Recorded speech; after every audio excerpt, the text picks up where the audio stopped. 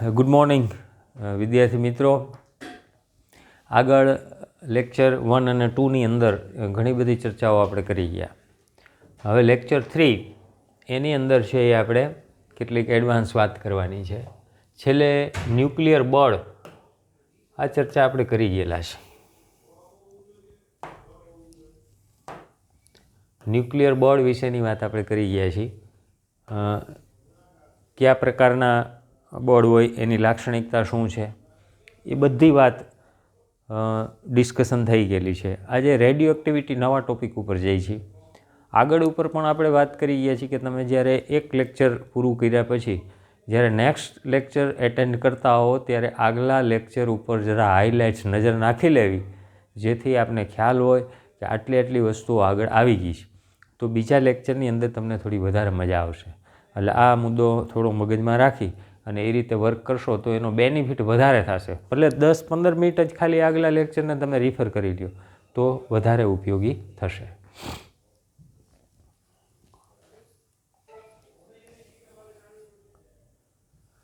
આ છેલ્લે ગ્રાફ પણ આપણે જોઈ ગયા હતા સ્થિતિ ઉર્જાનો, એના ઉપરથી બળની ચર્ચા કરી ગયેલા છે. હવે આ નવો પોઈન્ટ આપણે સ્ટાર્ટ કરી છે, રેડિયો એક્ટિવિટી.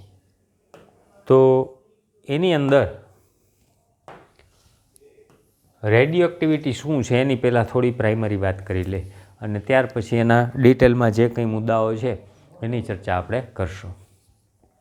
તો જનરલી રેડિયો એક્ટિવ વર્ડ જે આવે છે એના ઉપરથી આપણે ખ્યાલ આવે છે કે કેટલાક પદાર્થને આપણે રેડિયો એક્ટિવ પદાર્થ કહીએ છીએ. તો રેડિયો એક્ટિવ પદાર્થના નામ આપણે ઘણી વખત આવડતા હોય છે, જાણતા હોય, પણ એની ડિટેલિંગ આપણી પાસે નથી. યુરેનિયમ, રેડિયમ, થોરિયમ કે એની અંદરથી એક પ્રકારના વિકિરણ નીકળતા હોય એને રેડિયો એક્ટિવ પદાર્થ કહે છે અને એનો જે ગુણધર્મ છે એને રેડિયો એક્ટિવિટી કહે છે. તો સર્વપ્રથમ આ વિષયની શોધ 1896માં બેકવેરલ નામના વૈજ્ઞાનિકે રેડિયો એક્ટિવ વિકિરણની શોધ કરી. તો એ કોઈ સ્પેશિયલી રેડિયો એક્ટિવ વિકિરણ શોધવા માટેના પ્રયોગો નહોતા કરતા, પણ એ જે કંઈ અભ્યાસ કરતા હતા એમાં આકસ્મિક રીતે એને જે કંઈ અસરો જોવા મળી એના આધારે એણે એવું જાણ્યું કે આ એક પ્રકારના કિરણો છે અને એનું નામ રેડિયો એક્ટિવ વિકિરણ એવું નામ આપ્યું. તો એમાં શું વાત છે? તો એણે જે કંઈ અભ્યાસ કર્યો એમાં એણે દ્રશ્ય પ્રકાશને રાસાયણિક સંયોજનો પર આપાત કરી પ્રસ્ફુરણ અને પાશ્ચાત છે એ પાશ્ચાત છે પ્રસ્ફુરણનો અભ્યાસ કર્યો. એટલે એનો અર્થ કે જે આપણે સાદું પ્રસ્ફુરણ ફ્લોરોસન્સ એવું નામ આપીએ છીએ, ફોટોફ્લોરોસન્સ, એની પછીની અસરો અને પહેલાંની એ બંનેનો અભ્યાસ કર્યો. તો પહેલાં શું કર્યું એણે? તો કે યુરેનિયમ અને પોટેશિયમ સલ્ફેટના ટુકડા લીધા. એટલે યુરેનિયમ અને પોટેશિયમ સલ્ફેટના ટુકડા છે એમાંનું આખું પિક્ચરાઇઝેશન કરી દે. આ ટુકડા ઉપર દ્રશ્ય પ્રકાશ આપાત કર્યો, એટલે દ્રશ્ય પ્રકાશ.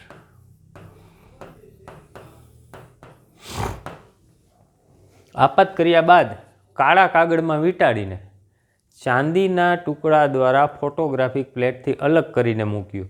થોડા કલાક બાદ ફોટો પ્લેટ ડેવલપ કરતાં પ્લેટ પર કાળાશ જણાય. એટલે આ મુદ્દા બંને છે એ કનેક્ટેડ છે, સમજો શું કહે છે. તો પહેલાં એણે શું લીધું? યુરેનિયમ અને પોટેશિયમના ટુકડા. આ ટુકડા ઉપર દ્રશ્ય પ્રકાશ આપાત કર્યો. આપાત કરી દીધો એટલે આની અંદર કંઈક પ્રક્રિયા થઈ, જે થઈ હોય. હવે આ ટુકડાઓને એણે અલગ કર્યા. એટલે અલગ કરવા માટે શું કર્યું? તો કે એની ઉપર કાગળ વીંટાળ્યો. આ શું કરી દીધું છે? કાગળ વીંટાળી દીધો. કાગળ વીંટાળ્યા પછી શું કર્યું? તો કે એણે છે એને ફોટોગ્રાફિક પ્લેટથી અલગ કર્યા. એટલે અહીંયા ફોટોગ્રાફિક પ્લેટ રાખીશ એમ માની લ્યો. આ શું છે?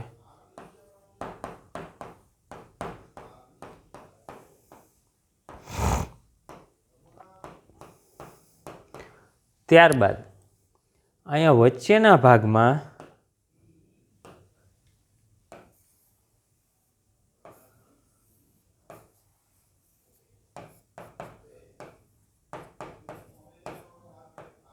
ચાંદીના ટુકડા. એટલે પહેલાં છે આ યુરેનિયમ ને પોટેશિયમ સલ્ફેટ લીધું, એની ઉપર દ્રશ્ય પ્રકાશ આપાત કર્યો, જે કંઈ પ્રક્રિયા થવાની હતી થઈ ગઈ. ત્યાર પછી એના ઉપર કાળો કાગળ વીંટાળી દીધો, કાગળ પણ કેવો કાળો. પછી એની સામે ફોટોગ્રાફિક પ્લેટ મૂકી દીધી અને વચ્ચે ચાંદીના ટુકડા મૂક્યા. આટલી પ્રક્રિયા કરી અને પછી એને અભ્યાસ કર્યો શું થાય છે. તો એને જોવા મળ્યું કે જે ફોટોગ્રાફિક પ્લેટ છે એને ડેવલપ કરી તો એના ઉપર કાળાશ જણાય. ડેવલપિંગ બાદ શું જોવા મળ્યું તો કે એના ઉપર કાળાશ જોવા મળી. તો આ એનો પ્રયોગ થયો આટલો. ભલે આપને સરળ લાગે 2 લાઇનમાં પતી ગયો, અને ઘણી બધી પ્રક્રિયાઓ કરી હોય. હવે આ કાળાશ સંયોજનમાંથી ઉત્સર્જન પામેલ કોઈ વિકિરણને લીધે હોવી જોઈએ. એટલે એણે અનુમાન કર્યું કે આ કાળાશ આવી ક્યાંથી ફોટોગ્રાફી, આપણે તો કાંઈ બહારથી કાંઈ આપાત કર્યું નથી. તો એને એવું જાણવા મળ્યું, એવું અનુમાન થયું કે આ જે સંયોજન લીધું હતું યુરેનિયમ ને સલ્ફેટનું, એમાંથી કોઈ વિકિરણ છે એ આના ઉપર આપાત થતા હોવા જોઈએ. એટલે એ કીધું કાળાશ એ સંયોજનમાંથી ઉત્સર્જન પામેલ કોઈ વિકિરણને લીધે હોવી જોઈએ.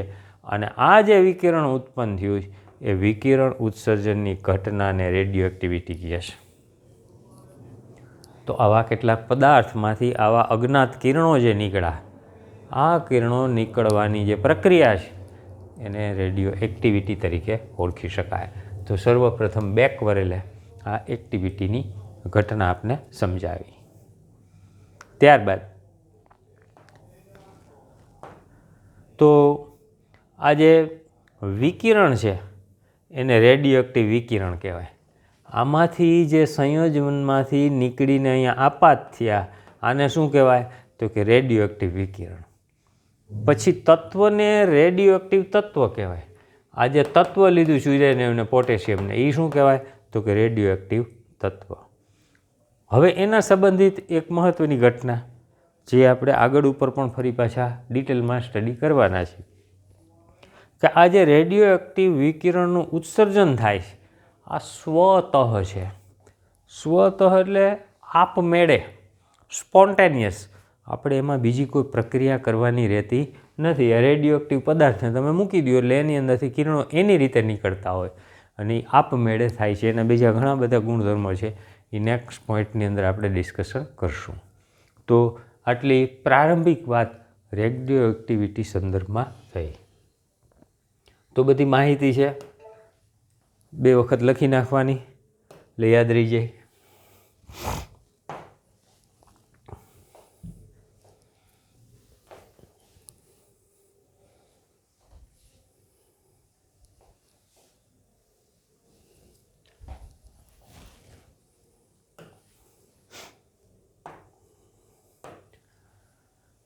હવે જો હમણાં કહી ગયા કે રેડિયો એક્ટિવ આ પદાર્થનો ગુણધર્મ, એના સંદર્ભમાં કેટલીક મહત્ત્વની બાબતોની ચર્ચા. તો કે એના ઉપર આ રેડિયો એક્ટિવ વિકિરણ જે નીકળે છે એના ઉપર બાહ્ય પરિબળની શું અસર થાય તો કે બાહ્ય પરિબળ તરીકે તાપમાન લેવામાં આવે, દબાણમાં ફેરફાર કરવામાં આવે, એના ઉપર વિદ્યુત અથવા તો ચુંબકીય ક્ષેત્ર આપાત કરવામાં આવે તો એની અસર થતી નથી. એટલે સામાન્ય રીતે ઘણી બધી એવી રાસાયણિક પ્રક્રિયાઓ છે એના પર અસર કરતા પરિબળો. તો આપણે કદાચ તાપમાનમાં ફેરફાર થાય તો એના કારણે ફેરફાર થતો હોય, દબાણમાં ફેરફાર કરીએ તો થાય, વિદ્યુત ક્ષેત્ર લાગુ પાડો, ચુંબકીય ક્ષેત્ર લાગુ પાડો, કોઈ બહારથી બીજું ઉદ્દીપક તરીકે રસાયણ ઉમેરો તો એના કારણે પણ ફેરફાર થતો હોય. જ્યારે અહીંયા આ એક પણ પરિબળની આના ઉપર અસર થતી નથી. ઉત્સર્જનની ક્રિયા અટકાવી શકાતી નથી અને ઉત્સર્જન દર બદલાવી શકાતો નથી. એટલે કે એની અંદરથી જે વિકિરણ ઉત્સર્જિત થાય છે એ સ્વતઃ છે એવું આપણે કહી ગયા. સ્વતઃ એટલે આપમેળે, એને કાંઈ કોઈની અસર થતી નથી. એટલે માટે એ આપણે અટકાવવું હોય તો અટકાવી શકીએ નહીં, કારણ કે અંદરથી ન્યુક્લિયસમાંથી થતી પ્રક્રિયા છે. ઉત્સર્જન દર પણ બદલી શકતા નથી. એટલે જેમ આગળ ઉદ્દીપકની વાત કરી કે કેટલીક રાસાયણિક પ્રક્રિયાઓ એવી હોય કે એની અંદર છે એ પ્રક્રિયા ઝડપી કરવા માટે અથવા તો શરૂ કરવા માટે આપણે અન્ય રાસાયણિક અથવા તો અન્ય તત્વો ઉમેરીએ અને આપણે ઉદ્દીપક કહીએ છીએ તો એ પ્રક્રિયા ઝડપથી થાય. તો અહીંયા આવો આ રેડિયો એક્ટિવ વિકિરણ ઉત્સર્જિત થવાનો દર એ આપણે બદલી શકતા નથી. એટલે એને ઝડપથી પ્રક્રિયા કરવી છે તો એ પણ ન કરી શકીએ, પ્રક્રિયાને ધીમી કરવી છે તો ધીમી પણ ન કરી શકીએ. તો આમ એનો ઉત્સર્જન દર બદલી શકાતો નથી. બીજા તત્વ સાથે રાસાયણિક સંયોજન છતાં વિકિરણના ઉત્સર્જન દર પર કોઈ અસર થતી નથી. તો એ આના જેવી જ વાત થઈ કે સામાન્ય રીતે અમુક રસાયણોને ભેગા કરો તમે તો એમાંથી છે એ પ્રક્રિયા થવાથી એનો મૂળ ગુણધર્મ ગુમાવી બેસે, બીજા તત્વનો ગુણધર્મ લઈ લઈએ, બંનેનો સંયુક્ત ગુણધર્મ અસર કરે. અહીંયા છે આવું રાસાયણિક સંયોજન કરવા છતાં એની રેડિયો એક્ટિવિટીમાં ફેરફાર થતો નથી, એના ઉત્સર્જન દરમાં ફેરફાર થતો નથી. આમ રેડિયો એક્ટિવિટી ન્યુક્લિયર ઘટના છે. જો શબ્દ અગત્યનો છે ન્યુક્લિયર ઘટના, એટલે સામાન્ય રીતે આપણે ન્યુક્લિયસને આજુબાજુમાં છે એ પરમાણુની અંદર છે એ બાહ્ય કક્ષાની અંદર ઇલેક્ટ્રોન લેતા હોય છે. તો મોટાભાગની જે રાસાયણિક પ્રક્રિયાઓ થાય છે એની અંદર આપણે કહેતા હોઈએ છીએ કે એક ઇલેક્ટ્રોન દૂર થયો અને એક ઇલેક્ટ્રોન ઉમેરાણો. તો જ્યારે રાસાયણિક પ્રક્રિયા થાય ત્યારે એમાં ધન આયન બનતા હોય, કોઈ વખતે ઋણ આયન બનતા હોય અને પછી બંનેનું જોડાણ થતું હોય અને રાસાયણિક પ્રક્રિયા થતી હોય. તો આ ઘટના બાહ્ય ઇલેક્ટ્રોનની અદલા બદલી થતી હોય છે, એના કારણે આયનો બનતા હોય છે. જ્યારે આ ઘટના છે બાહ્ય ઇલેક્ટ્રોન સાથે સંબંધિત નથી, એ ન્યુક્લિયર પ્રક્રિયા છે. એટલે અંદરની વાત આવી. આની અંદર જે પ્રોટોન અને ન્યુટ્રોન રહેલા છે એમાં કાંઈક ચેન્જીસ થાય છે, ધ્યાન રાખજો. હવે આખી વાત અહીંથી બદલાણી.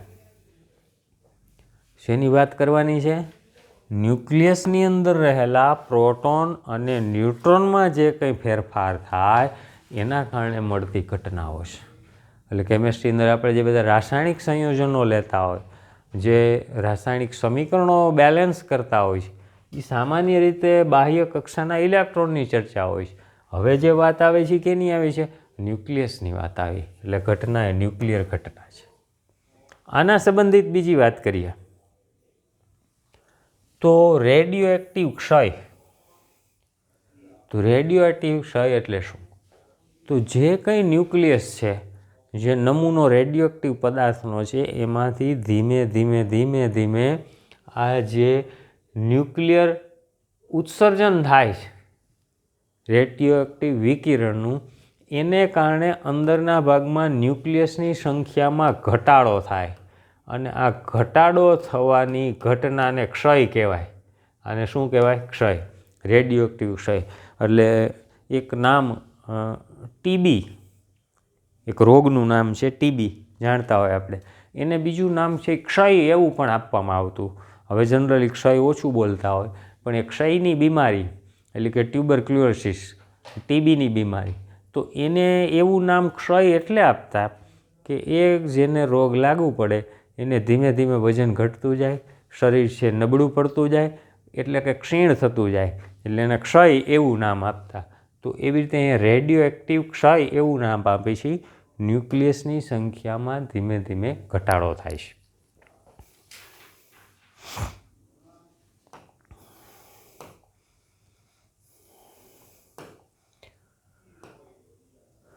તો આવો જે ઘટાડો છે એ થવાનો છે, એ ઘટાડાનો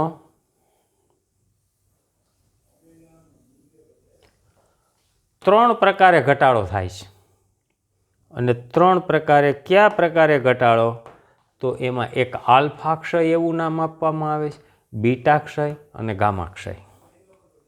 તો ત્રણેય વિશે આગળ ઉપર ડિટેલમાં છે, એટલે ટેક્સ્ટની અંદર વાંચજો તમે. આ ટોપિક પછી એક પાછો આવે છે, એની અંદર આલ્ફા ક્ષય, બીટા અને ગામા વિશેની ડિટેલમાં માહિતી છે, જે આપણે ટેક્સ્ટની અંદર નવા સિલેબસમાં જે આ વર્ષ પૂરતો પૂછાવાનું છે એમાંથી આ નીકળી ગયું છે. એટલે સમજવા પૂરતું તમે વાંચજો, એ સમજવાનું છે. પ્રક્રિયાઓ જે આપણે લઈ ત્યારે આપણે કામમાં આવે, પણ એમાં કાંઈ યાદ રાખવાનું બીજું છે નહીં. તો અહીંયા આપણે જરૂરિયાત જે છે એ સમજૂતી હું તમને આપું છું. તો આલ્ફા ક્ષય શું છે? તો કે આલ્ફા એટલે હિલિયમ પરમાણુ, આપણે જાણીએ છીએ 2He4. તો જ્યારે આલ્ફા ક્ષય થાય ત્યારે કોઈ એક્સ તત્વ હોય તો એમાંથી વાય તત્વ બને અને છે એ આલ્ફા વિકિરણ છે એ ઉત્સર્જિત થતું હોય 2He4, અથવા આને શું કહે? આલ્ફા વિકિરણ. તો આ પ્રકારની ઘટના એની અંદરથી બનતી હોય. આની અંદરથી શું થાય? આલ્ફા વિકિરણ છે એ બહાર પડે. એવી જ રીતે બીટા ક્ષય, તો આલ્ફા ક્ષય એ ધન વીજભારિત છે. એની કેરેક્ટરિસ્ટિકની વાત કરી તો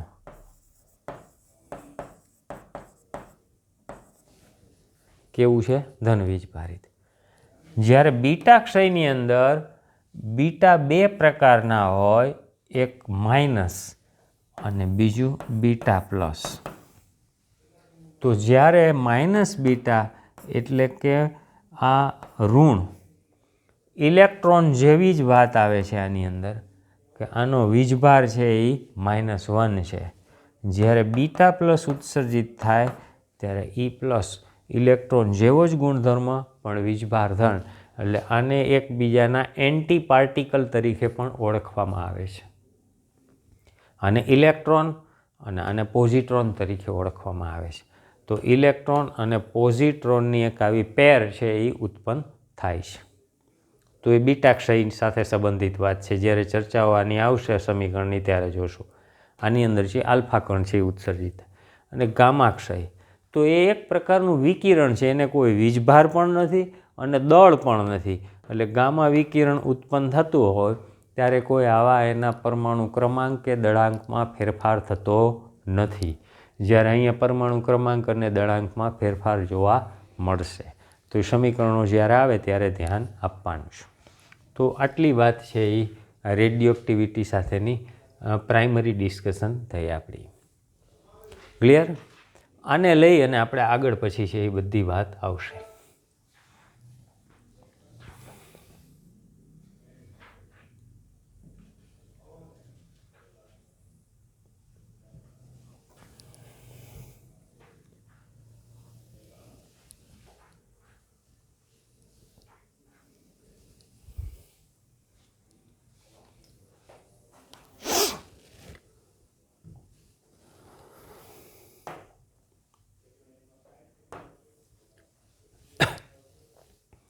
જો રેડિયો એક્ટિવ ક્ષયનો નિયમ, તો આગળ જોઈએ રેડિયો એક્ટિવ ક્ષય શું છે એ આપણે ખ્યાલ આવી ગયો. 3 પ્રકારના ક્ષયની વાત આવી, આલ્ફા બીટા ગામા. હવે જે ચર્ચા કરવાની છે રેડિયો એક્ટિવ ક્ષયનો નિયમ. ક્ષયનો નિયમ આપવાનો છે અને મેથેમેટિકલી એક થિયરી ડિરાઈવ કરવાની છે. એટલે બરાબર છે, ધ્યાન આપજો. સાથે તમારે લખતું જવાનું છે અને પછી લેક્ચર પૂરું થયા પછી ફરી પાછી એ નિયમ આખો ડિરાઈવ કરી નાખવાનો. કારણ કે આની અંદર લિમિટેડ થિયરીઓ આવી ડિરાઈવ કરવાની 2 આવે છે. એ 2 થિયરીમાંની આ એક છે, બાકી બધું વર્ણન આવે છે. તો પહેલાં આપણે આ નિયમની ચર્ચા કરી લઈ.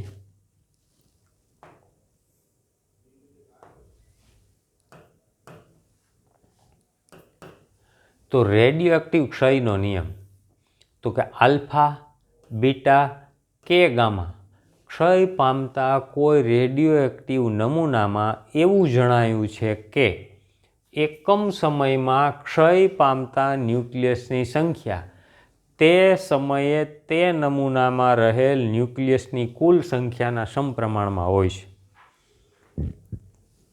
તો યાદ રાખવા માટે થોડો વધારે લેન્ધી લાંબો નિયમ લાગે. હવે આપણે આને શોર્ટકટ કરી નાખી છીએ, પછી આગળ પાછળ વચ્ચે જે ઉમેરવાનું હોય ઉમેરી. આટલી જ વાત કરું છું. આ બીજું બધું કાઢી નાખ્યું, ખાલી આટલું જ. એકમ સમયમાં ક્ષય પામતા ન્યુક્લિયસની સંખ્યા નમૂનામાં રહેલ ન્યુક્લિયસની કુલ સંખ્યાના સમપ્રમાણમાં હોય. સાદી વાત થઈ ગઈ. આ ખાલી રેડ લાઈન કરી છે એટલું જ યાદ રાખીને પછી આગળ પાછળનું જે ઉમેરવું હોય ઉમેરવાનું. શું કહે છે? એકમ સમયમાં, એટલે સમયનો ગાળો નિશ્ચિત લેવાનો. એકવાર 2 મિનિટ લ્યો, પછી 15 મિનિટ લ્યો, કલાક લ્યો, 2 સેકન્ડ લ્યો, એમ નહીં. એક સરખો ગાળો એટલે એકમ સમયમાં. ક્ષય પામતા, કેટલીક વખત ક્ષય શબ્દને આપણે વિભંજન તરીકે પણ ઓળખાવી છે.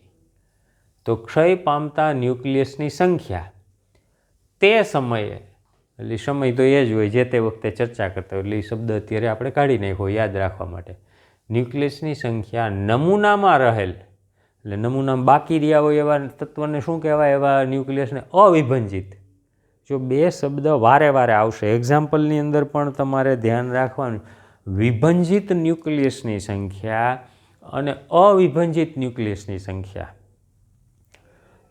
તો જ્યારે તમારી પાસે હાજર જે કંઈ હોય એ અવિભાજિત ન્યુક્લિયસની સંખ્યા કહેવાય. અત્યારે આટલો જથ્થો પડ્યો છે તો એ અવિભાજિત. પ્રક્રિયા શરૂ થઈ અને એમાંથી ધીમે ધીમે ન્યુક્લિયસની સંખ્યા ઘટતી જાય તો કેટલા ન્યુક્લિયસ વિભંજન પામ્યા એ સંખ્યા મળે. બેની બાદબાકી લ્યો એટલે એટલા સમય પછી બાકી વધે ફરી પાછા શું કહેવાય? અવિભાજિત ન્યુક્લિયસની સંખ્યા. તો આવી વાત વારે વારે આવવાની છે, યાદ રાખજો. તો અવિભાજિત ન્યુક્લિયસની કુલ સંખ્યાના સમપ્રમાણમાં હોય છે. એટલે જે તે વખતે તમારી પાસે કેટલા ન્યુક્લિયસ છે, ધારો કે ટી સમયે આપણી પાસે n ન્યુક્લિયસ છે. અત્યારે હાજર સ્ટોકમાં કેટલા છે? n nucleus. હવે થોડોક સમય જવા દીધો. કેટલો સમય જવા દીધો? અહીં ફરીથી હું લખું. ટી સમયે n ન્યુક્લિયસ હાજર છે. એનો અર્થ શું આ કહેવાય? અવિભાજિત ન્યુક્લિયસની સંખ્યા. ડેલ્ટા ટી સમયમાં ડેલ્ટા n ન્યુક્લિયસ વિભંજન પામે છે, અથવા આને બીજું શું કહેવાય? ક્ષય પામે છે. વિભંજન એટલે શું? ક્ષય પામે છે. તો આવા સંજોગોમાં રેડિયો એક્ટિવ ક્ષયનો નિયમ એ આપણે આવી રીતે દર્શાવી શકીએ. આ relation delta n by delta t એટલે વિભંજનનો દર થયો પ્રોપોર્શનલ ટુ n, nના સમપ્રમાણમાં હોય છે. અથવા આને આમ પણ લખી શકાય, ઇક્વલ ટુ લેમ્બડા n.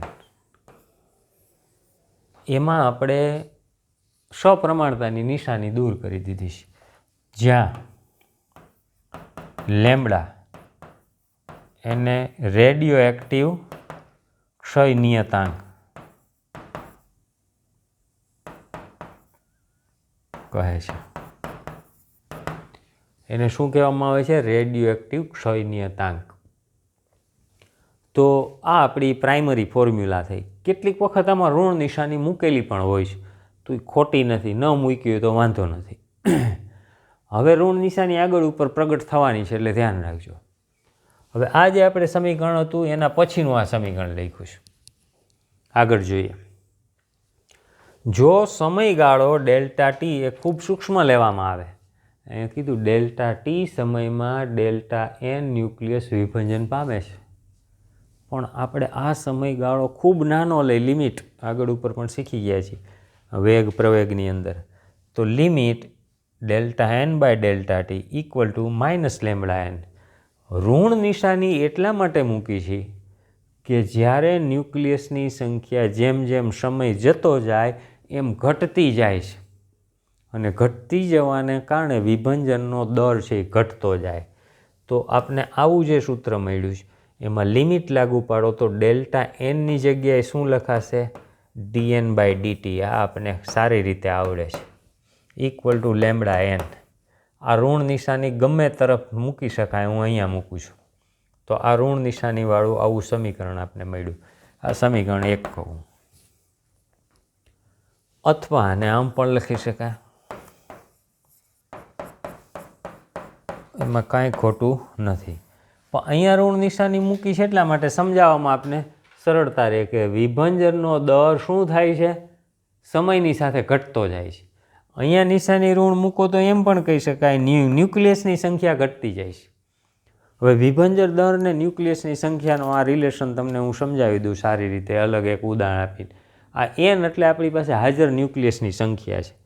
માનો કે તમે એવું ધારી લ્યો, હાજર ન્યુક્લિયસની સંખ્યા એટલે તમારી પાસે પોકેટ મની છે, એ માનો કે 1000 રૂપિયા છે. અને ક્ષય દર એટલે એમાંથી ખર્ચ કરવાની જે કંઈ તમારી ક્ષમતા છે એ. તો ખિસ્સામાં 1000 રૂપિયા પડેલા હોય અને તમે માનો કે સન્ડે બહાર ફરવા નીકળ્યા છો, તો આમાંથી વાપરવાનો દર 1000 રૂપિયા ખિસ્સામાં હોય તો ફટાફટ છે વાપરવા માંડ્યા 100 200 100 200 100 200. પછી ખબર પડ્યું કે હવે તો 300 રૂપિયા વધ્યા છે, એટલે બ્રેક લાગે, વિભંજનનો દર ઘટે. કારણ કે 1000 હતા ત્યાં સુધી આરામથી છે એ 200-300 રૂપિયા મલ્ટીપ્લેક્સમાં વાપરી નાખ્યા, એકાદું કોઈ ગેમ ઝોનની અંદર 100 રૂપિયા વાપરી નાખ્યા, 200 રૂપિયા વાપરી નાખ્યા, સારી ડીશ જમવાની 100-200 રૂપિયા વાપરી નાખ્યા, પછી ખબર પડી કે પૈસા ઘટી ગયા છે, એટલે હવે 300 રૂપિયામાંથી વાપરવાનો દર ઘટી ગયો, પછી છે એમાંથી 100 વપરાય ને પછી 50 વપરાય ને પછી 25 વપરાય ને, કાં તો કે છેલ્લે રિક્ષા ભાડાના રાખવા જોશે અથવા તો બાઇક હોય તો પેટ્રોલના રાખવા જોશે. તો આ વિભાજનનો દર ધીમે ધીમે ઘટતો જાય. શું કામ? તો કે ન્યુક્લિયસની સંખ્યા n ઘટતી ગયા. અહીં આપણે કીધું છે એકમ સમયમાં વિભાજન પામતા ન્યુક્લિયસની સંખ્યા તે સમયે નમૂનામાં રહેલા ન્યુક્લિયસની કુલ સંખ્યાના સમપ્રમાણમાં હોય. એટલે 1000 હતા તો વધારે વાપરતા, એની જગ્યાએ 5000 હોય ને એમ કીધું કે સાંજ સુધી ફરીને આવો 5000 વાપરવાના છે, તો ફટાફટ છે એમાં મંડે વાપરવા. પણ ખિસ્સામાં માનો કે 100 રૂપિયા જો હોય અને એમ કીધું કે સાંજ સુધી વાપરવાના છે, તો આપણે શું કરશું? વિચારીને મોટી હોટલમાં જવાની બદલે સારી કોઈ લારી ઉપર છે એ 2 સમોસા ખાય અને મન મનાવવું પડે.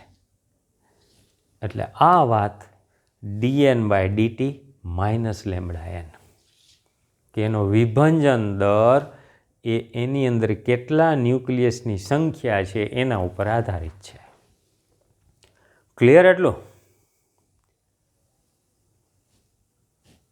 એટલે છેલ્લે આપણે આ સૂત્ર મળ્યું છે, યાદ રાખો.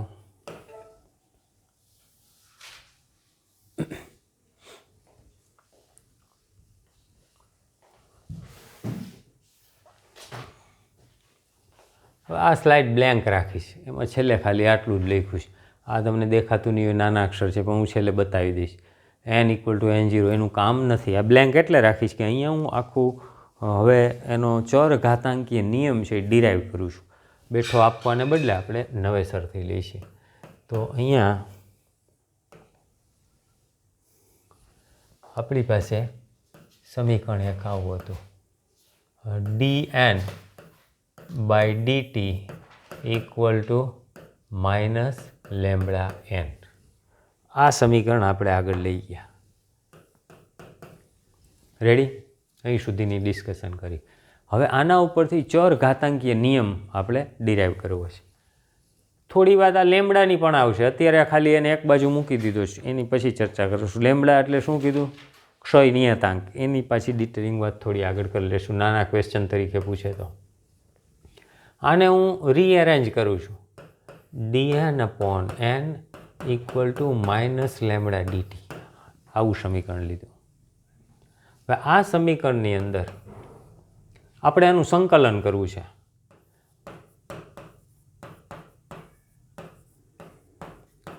અને સંકલન કરી એની સાથે સાથે શું કરી છે? તો કે લિમિટ એની મૂકી છે. તો જ્યારે t = 0 હોય તો ત્યારે ન્યુક્લિયસની સંખ્યા, જે પ્રારંભિક ન્યુક્લિયસની સંખ્યા છે એ n0 લે છે.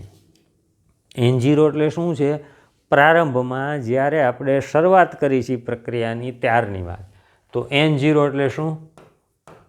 પ્રારંભિક ન્યુક્લિયસની સંખ્યા. પ્રારંભિક એટલે કઈ? તો કે t = 0 સમય, જ્યારે શરૂઆત કરો ત્યારે. તો 2 કલાક પછી તમે હવે એમ કહો કે હવે આપણે અત્યારે શરૂઆત કરી છે, તો ત્યારે t = 0 કહેવાય, ત્યારના ન્યુક્લિયસ n0 કહેવાય. યાદ રાખજો. હવે t = t એટલે t સમયે તમે ચેક કરો છો તો ત્યારે ન્યુક્લિયસની સંખ્યા કેટલી છે? n છે. તો જો n જેટલી ન્યુક્લિયસની સંખ્યા હોય તો એના માટે આપણે આને સંકલન સ્વરૂપે લખવું હોય તો ઇન્ટિગ્રેશન ઓફ dn/n = લેમ્બડા, એક અચળ છે એને બહાર લઈ લઈ dt. લિમિટ કીધી છે આપણે.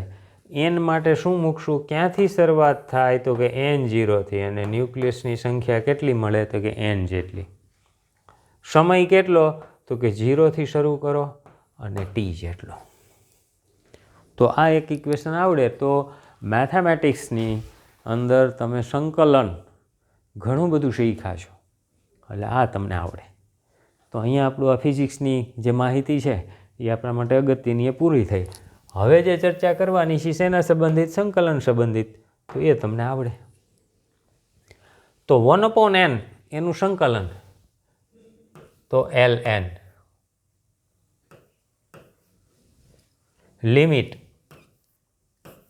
n0 to n equal to minus lambda એમના એમ dt ઓફ t એટલે ટીનું ખાલી સંકલન t જ આવશે 0 to t integration of x dx equal to x આવું લઈ છે બરાબર એના જેવું અને 1/x dx તો ln x આ સંકલનના નિયમો એ તમે સારી રીતે શીખી ગયા છો તો ફરી પાછું આપણે અહીં લઈ લીધું તો ln એમાં લોઅર ને અપર લિમિટ મૂકવાની છે પહેલાં અપર લિમિટ મૂકો તો ln n એનની જગ્યાએ n માઇનસ એનની જગ્યાએ ln n0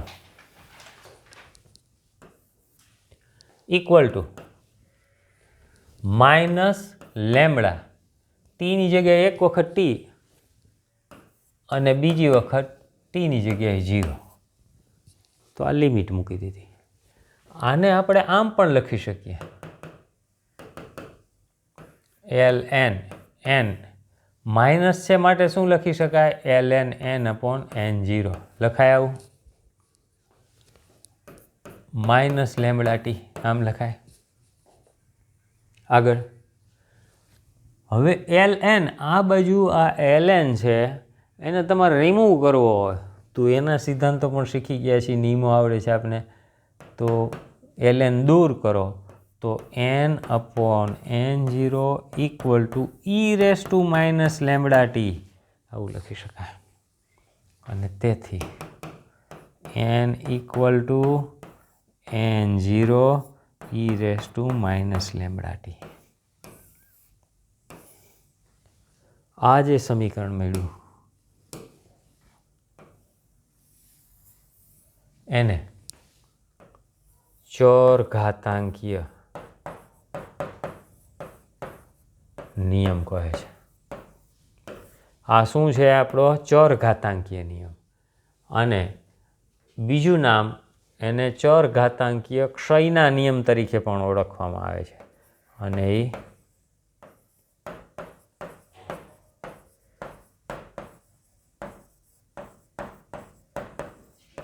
એટલે અહીંયા સ્લાઇડની અંદર લીધું હતું આ છેલ્લી લાઈન લખેલી છે કે n equal to n0 e⁻ lambda T આ સમીકરણ આપણે ફાઇનલ ડિરાઈવ કરવાનું હતું જેને ચોર ઘાતાંકીય નિયમ રેડિયો એક્ટિવિટીનો ચોર ઘાતાંકીય નિયમ આખું લઈ તો કહેવામાં આવી અને ક્ષયના નિયમને અનુસરે ક્ષયનો નિયમ એટલે શું તો કે જે રીતે અહીંયા આપણે આગળ જોઈ ગયા હતા પેલું dn/dt પ્રપોર્શનલ ટુ શું લેતા હતા n તો nના સમપ્રમાણમાં હોય છે એવું કીધું હતું તો આ વસ્તુ nના સમપ્રમાણમાં છે આ ઘટનાને અનુસરે ચોર ઘાતાંકીય એવો શબ્દ આવે છે તો એ ફરી પાછો એનો આલેખ લઈને આપણે થોડી ચર્ચા કરશું કે ચોર ઘાતાંકીય શું છે તો મેથેમેટિકલ ડેરિવેશનવાળી આ એક થિયરી ને એક બે થિયરી આવે છે આની બાકી બધું વર્ણન આવે છે આ બરાબર સમજી લેવાનું અને આ જ મેથડ પાછી બધી એક્ઝામ્પલ માટે પણ ખૂબ ખૂબ અગત્યની છે એની અંદર પણ આપણે ફરી પાછી ચર્ચાઓ આવશે રેડી તો આગળ વધી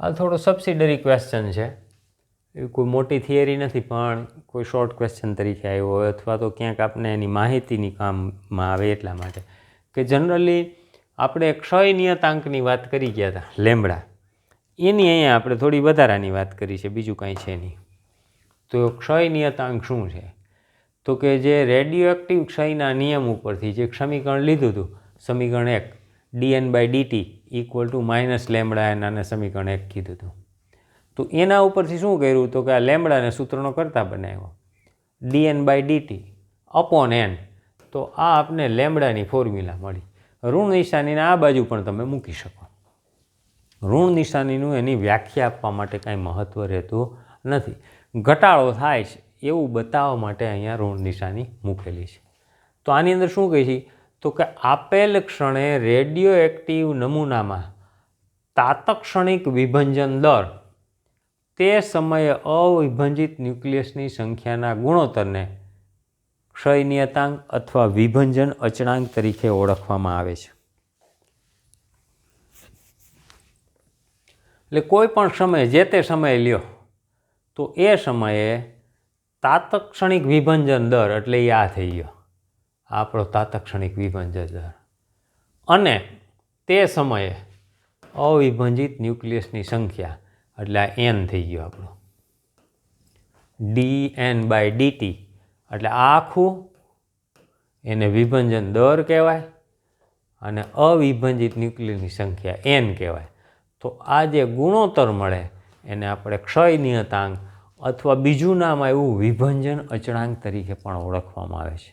કેટલીક વખત આગળ શબ્દ રેડિયો એક્ટિવ લખેલો હોય, રેડિયો એક્ટિવ ક્ષય નિયતાંક, રેડિયો એક્ટિવ વિભંજન અચળાંક.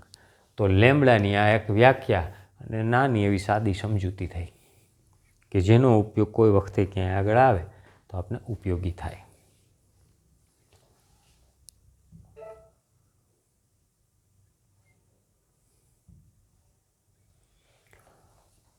હવે આ આલેખની ચર્ચા અગત્યની છે થોડી.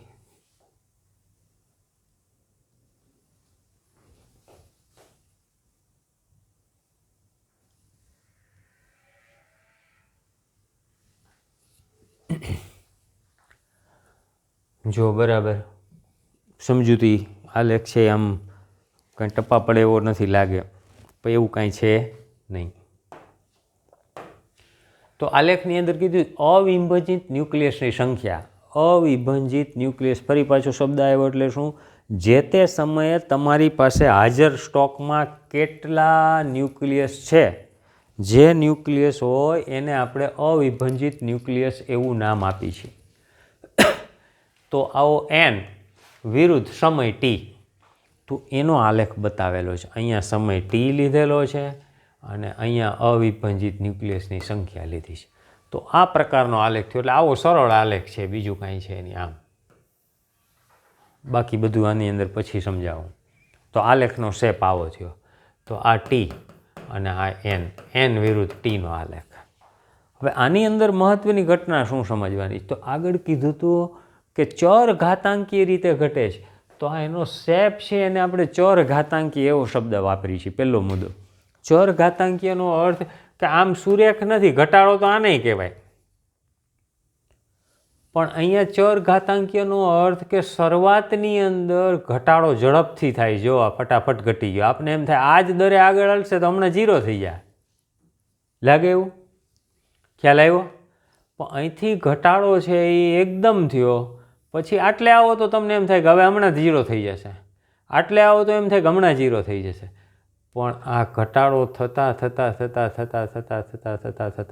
અનંત સમય કહી શકાય, ખૂબ મોટો સમય લે છે. એક્ઝેક્ટ અનંત નહીં પણ અનંતની નજીક. એટલે આ ઘટાડો છે એ આપણે ક્યાંય ગ્રાફ સાથે ટચ કરાવતા નથી, એક્સ અક્ષ સાથે. તો આ ઘટના એને ચર ઘાતાંકીય એવો ઘટાડો કહી શકાય. એટલે મૂળ વાત આ આલેખની કેરેક્ટરિસ્ટિક થઈ.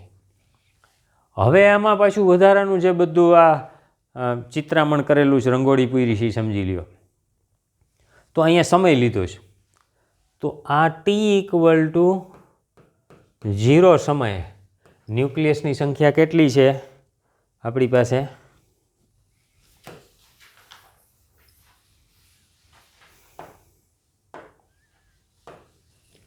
તો પહેલું, તો t=0 સમયે ન્યુક્લિયસની સંખ્યા n=n0, એટલે n0 સંખ્યા છે.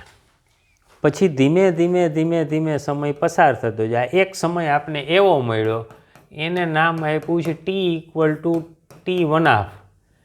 આને અર્ધજીવનકાળ એવું કહેવાય. આ શું છે? t1/2 એટલે અર્ધ આયુ અથવા અર્ધજીવનકાળ. અર્ધજીવનકાળ એટલે શું? તો જે ન્યુક્લિયસની સંખ્યા હોય એમાંથી અડધી થાય ત્યાં સુધીનો જે સમયગાળો છે એને અર્ધજીવનકાળ કહેવાય. એની પણ પાછી આગળ ડિટેલ આપણે ચર્ચા લેમ્બડા સાથેનું રિલેશન લેશું. દાખલા તરીકે એક ન્યુક્લિયસ એક નમૂનાની અંદર છે, એ પરમાણુની સંખ્યા 1,00,000 છે, તો એમાંથી ધીમે ધીમે ક્ષય થતો જઈશ, આ ઘટતા જાય. તો 1,00,000માંથી 50,000 થવા માટેનો જે સમયગાળો લાગે એને શું કહેવાનું? અર્ધજીવનકાળ. તો આપણા માટે અત્યારે નવી એન્ટ્રી પડી છે અને અર્ધાયુ તરીકે ઓળખાવી છે. તો T=T/2 અર્ધ જીવનકાળ જેટલો સમય થાય ત્યારે n=, ન્યુક્લિયસની સંખ્યા કેટલી થઈ હોય તો કે અડધી થઈ ગઈ હોય n0/2. તો આને આપણે આ રીતે બતાવી શકીએ. જો સમય કેટલો T/2, તો અહીંયા ન્યુક્લિયસ કેટલા થઈ ગયા n0/2 હતા એના કરતાં એક્ઝેક્ટ અડધા. આવ્યો ખ્યાલ? ફરી પાછો T= બીજો અર્ધ જીવનકાળ જવા દો 2T1/2, 2 ગણો. તો આ વખતે ન્યુક્લિયસની સંખ્યા કેટલી હોય તો કે આ જે હતી n0/2 એની પણ અડધી થશે.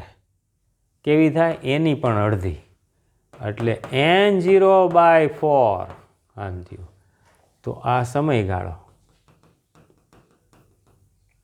2T1/2 એટલે એક અર્ધ જીવનકાળ, એટલો જ બીજો સમય એટલે 2 અર્ધ જીવનકાળ. તો એના માટે ન્યુક્લિયસની સંખ્યા કેટલી થઈ તો કે n0/4 મળી. હજી ફરી પાછું લ્યો T= એટલો જ પાછું અર્ધ જીવનકાળ ઉમેરી દો એટલે 3T1/2. તો આ મળ્યું. તો આ વખતે ન્યુક્લિયસ કેટલા થાય તો કે જે હતા એના અડધા એટલે n0/4 હતા એમાંથી કેટલા થઈ ગયા તો કે n0/8.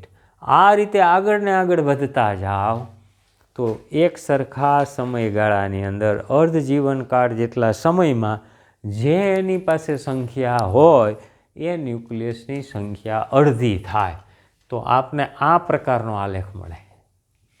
તો અહીંયા છે હજી આગળ ગયા 4T1/2 તો n0/16, એનાથી આગળ જાઓ એટલે 5T1/2 તો n0/32, એનાથી આગળ દરેક વખતે એક T/2 જેટલો સમય એની અંદર એડ થતો જાય. પણ આ તરત 0 થતો નથી. અને આપણો જે ચર ઘાતાંકીય નિયમ n=n0 e⁻ અનુસાર આ ગ્રાફ કાર્ય કરે છે. તો આટલી સમજૂતી ગ્રાફના આધારે થઈ. હવે એની અંદર આપણે આ માહિતી નીચે આપી છે જે આપણે બધી ચર્ચા કરી ગયા. ફરી પાછું તો કે અવિભાજિત ન્યુક્લિયસની સંખ્યા ચર ઘાતાંકીય રીતે ઘટે છે અને આ વક્રને ક્ષય વક્ર કહેવાય. આ પ્રકારનો જે આવો વક્ર હોય તો આને શું કહેવાય? ક્ષય વક્ર. અને આવો એક આલેખ તમે 11th અંદર રેઝોનન્સ અવમંદિત દોલનો એમાં શીખી ગયા છો. યાદ હોય તો આવો આલેખ એક આવતો હતો કે એના કંપ વિસ્તાર છે એ ધીમે ધીમે ઘટતો જાય. આવો આલેખ આવતો હતો, યાદ આવતો. આપને એમ થાય ગમણે ઘટીને 0 થઈ જશે. એટલે દોલનો છે જ્યારે ઘટતા હોય, માનો કે મોટો કંપ વિસ્તાર છે, આમ દોલનો થાય છે, જોજો બરાબર. એટલે ઘટે એટલે પેટલા ઝડપથી ઘટવા માંડે. એટલે આપને એમ થાય હમણાં બંધ થઈ જશે. પણ એની બદલે ઘટ્યા પછી ધીમે ધીમે ક્યાંય સુધી થોડું કંપ વિસ્તાર ઘટતો અડધો થાય, ઓછો થાય પણ ચાલુ રહે. તો આ ઘટાડાને આપણે ચર ઘાતાંકીય એવું નામ આપતા હતા. તો એ જ વસ્તુ અહીંયા ફરી પાછી રિપીટ થઈ છે. આગળ આલેખ પરથી શું માહિતી મળી શકે તો કે એનો વિભંજન દર શોધી શકાય અને અર્ધાયુ શોધી શકાય.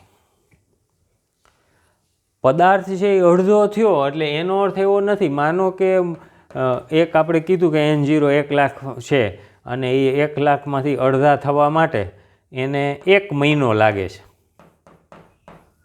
એટલે આ એની રેન્જ ખૂબ મોટી છે. કેટલાક રેડિયો એક્ટિવ પદાર્થ અમુક સેકન્ડની અંદર છે એ અડધી થઈ જાય અને અમુકને અડધી થતાં મહિનાઓ અને વર્ષો, હજારો વર્ષે એ અડધું થાય. એવા પણ કેટલાક તત્વો છે. તો 1 મહિનો થયો.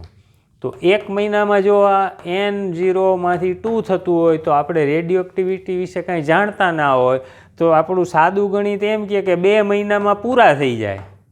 2 મહિનામાં શું થઈ જાય? 0. પણ એવું થતું નથી. કેટલા થાય 2 મહિના પછી? તો કે n0/4. બીજો ત્રીજો મહિનો પસાર થાય તો કેવું થઈ જાય? તો કે ભાઈ n0/આમાંથી આટલા થઈ ગયા તો હાવ ઘટી જાય. તો કે નહીં, તો કે n0/એના અડધા એટલે n0/8 થાય.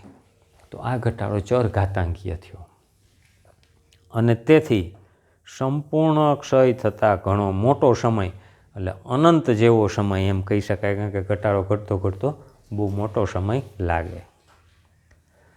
લેમડા જે ક્ષય નિયતાંક આપણે લીધેલો છે એના સંબંધિત એક વાત કે જેમ લેમડા મોટો તેમ વિભંજન દર પણ મોટો. અને વિભંજન દર મોટો એટલે શું? રૂપિયા વાપરવાનો દર મોટો, એટલે એનો ક્ષય વધારે થાય. જેમ લેમડા મોટો એમ ક્ષય વધારે થાય. એટલે આ જે છે એ અડધું થવાનો દર છે એ આમ ધીમે ધીમે થતો હોય, એની બદલે લેમડા વધારે હોય તો આમ થાય, એનાથી વધારે હોય તો આમ થાય. તો આ શું દર્શાવે? આનો લેમડા મોટો છે. આ લેમડા 1 કયો, લેમડા 2 કયો, આના માટે લેમડા 3 કયો. તો lambda 1 is greater than lambda 2 is greater than lambda 3. તો આ પ્રકારનો રિલેશન પ્રાપ્ત થાય. તો આટલી ચર્ચા આપણે આજે રાખી છે. બધી થિયરી બરાબર જોજો, બહુ સરસ છે, મજા એવું છે. આને રિલેટેડ જેટલા એક્ઝામ્પલ આવતા હોય એ તમે ક્લિયર કરજો. બરાબર છે? સારું, ઓકે. તો આટલું આપણે આજે રાખી છીએ. સારું, આવજો.